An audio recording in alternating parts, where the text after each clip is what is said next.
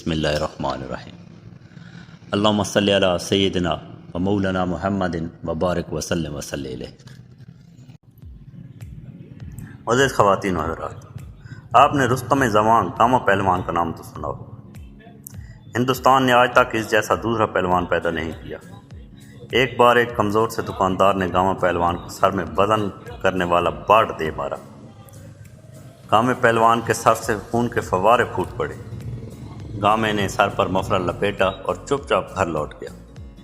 لوگوں نے حسب معمول بھڑکانا شروع کر دیا، کیونکہ لوگوں کو تو کام ہے کہنا کہ پہلوان صاحب آپ سے اس قدر کمزوری کی توقع نہ تھی۔ آپ اس نحیف سے دکاندار کو ایک تھپڑ رسید کرتے تو اس کی جان نکل جاتی۔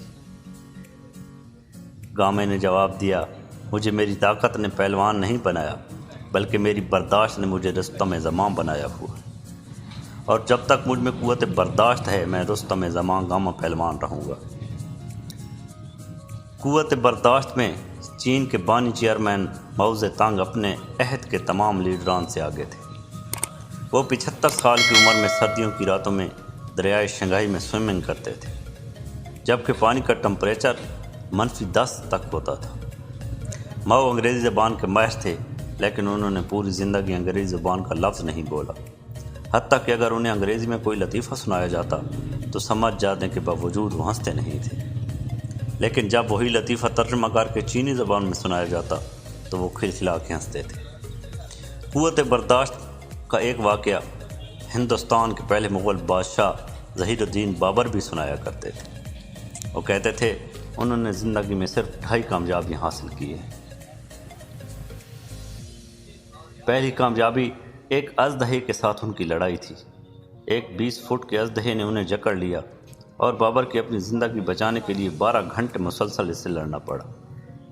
دوسری کامیابی خارش تھی۔ ایک بار ان کو خارش کا مرض لاحق ہو گیا۔ خارش اس قدر شدید تھی کہ وہ کوئی کپڑا نہیں پہن سکتے تھے۔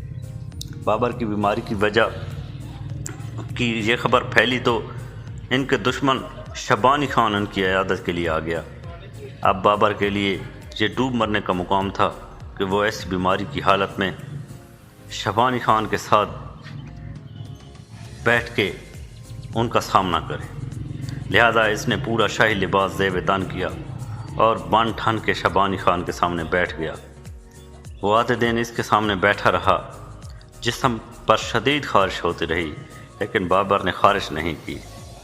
بابر ان دونوں واقعات کو اپنی 2 بڑی کامیابیاں قرار دیتا ہے، جبکہ آدھی دنیا کو فتح کرنا اپنی آدھی کامیابی کہتا ہے۔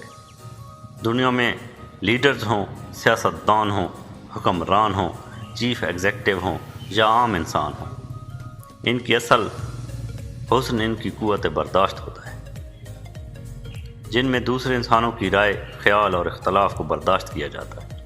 لیکن افسوس اور بدقسمتی سے ہمارے معاشرے میں قوت برداشت باقاعدہ ناپید ہوتی جا رہی۔ ہم سے ہمہ وقت ہر شخص کسی نہ کسی شخص سے لڑنے کے لیے تیار بیٹھا ہے۔ شاید قوت برداشت کا یہ فقدان کہ ہمارے معاشرے میں سب سے زیادہ قتل اور سب سے زیادہ حادثات ہوتے ہیں۔ آپ یقیناً ایک غیر مسلم، ہندو، سکھ، عیسائی، یہودی وغیرہ کے کسی کے سامنے اپنی مرضی سے نماز ادا کر سکتے ہیں۔ آپ کے پاس بغیر آپ کو چھیڑے گزر جائے گا، مگر ایک مسلم معاشرے میں دوسرے عقیدے والوں کی مساجد، عبادت گاہوں میں اپنی مرضی سے نماز ادا نہیں کر سکتے۔ اب یہاں سوال یہ پیدا ہوتا ہے کہ کیا ہم اپنے اندر برداشت پیدا کر سکتے ہیں؟ اس کا سیدھا اور سادہ جواب یہ ہے کہ ہاں، اور اس کا حل رسول اقدس صلی اللہ علیہ وآلہ وسلم کی حیات طیبہ میں موجود ہے۔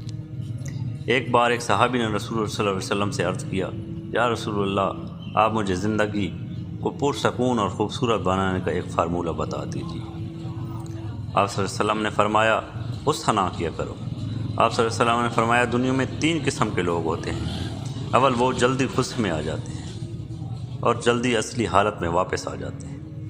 دوم وہ لوگ جو دیر سے غصے میں آتے ہیں اور جلدی اصلی حالت میں واپس آ جاتے ہیں، اور سوم وہ لوگ جو دیر سے غصے میں آتے ہیں اور دیر سے واپس اپنی اصلی حالت میں آتے ہیں۔ آپ صلی اللہ علیہ وسلم نے فرمایا، ان میں سے بہتر دوسری قسم کے لوگ ہیں، جبکہ بدترین تیسری قسم کے لوگ ہیں۔ غصہ اور عدم برداشت دنیا کے 70% مسائل کی ماں ہیں، اور اگر انسان غصہ کنٹرول کر لے اور قوت برداشت بڑھائے تو 70% مسائل حل ہو سکتے ہیں، لیکن یہ اجتماعی طور پر ہونا ضروری ہے۔ اللہ تعالیٰ ہم سب کو قوت برداشت دے۔ والسلام۔